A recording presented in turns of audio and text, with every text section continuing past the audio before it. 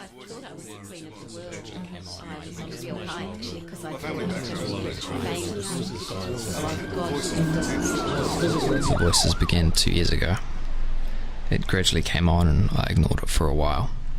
Then one day I was getting high and smoking pee, and the voices just came full on, and I freaked out. I was asking people if they could hear them, but they couldn't. The voices were telling me to keep smoking pee and different things I can't really remember. At the time it didn't really bug me because I was high, but once I came down, they were still there.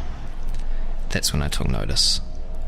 I kept it to myself for a little while, but then they started driving me nuts. They were saying lots of bad things. I couldn't sleep and I was hurting myself because that's what they were telling me to do. I was punching myself and banging my head against the walls. My behaviour scared a lot of people, and my parents and partner at the time made an appointment for me to see a doctor.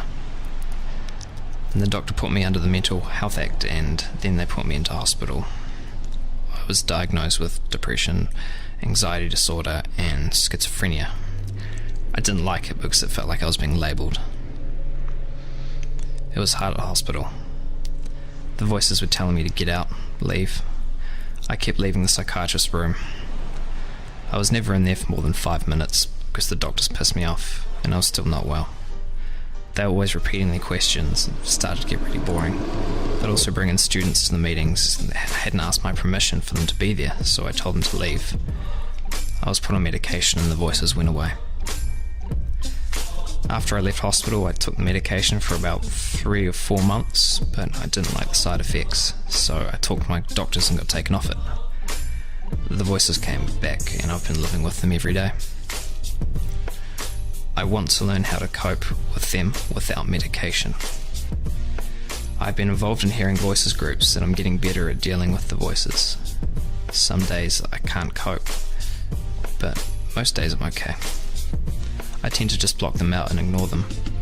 I listen to music, I do my art, I draw and paint, and I go for a run.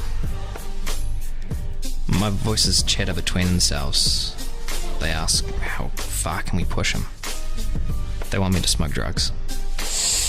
One day they wanted me to drive off a cliff.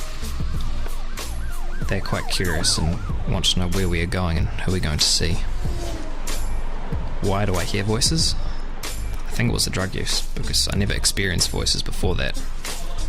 Also, growing up, I never talked about anything, so it could be a bit of that. I was never good at sharing my feelings and moods, so maybe everything just built up over the years and came out in a big explosion. In terms of recovery, getting a peer support worker was key for me. That's when I started to work out where I wanted to be and what I wanted to do. My peer support worker helped me to make sense of hearing voices and encouraged me to do things and to get back out into the world.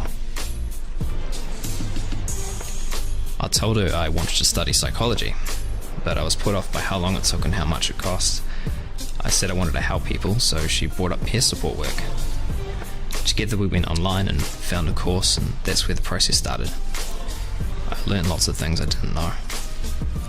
I found everything about the course helpful, including being around like-minded people. I can't see myself going back to a job with people who don't understand what I've been through. I finished my practicum a few weeks ago. It was a really good experience. I learnt heaps and got to know a lot of people. They were all just very open and honest and kind and very accepting. I only spoke about myself when I thought it would help them, and when I did, they felt more comfortable to talk. I feel good about where I am in life. I like helping people. I'd like to get a paid job as a peer support worker, and I have a job interview in a couple of weeks. My advice to others would be to grab recovery with 2 hands and don't let go. Get a peer support worker, find your feet, get involved with voice hearing groups, and learn how to cope with your voices. Do what's right for you.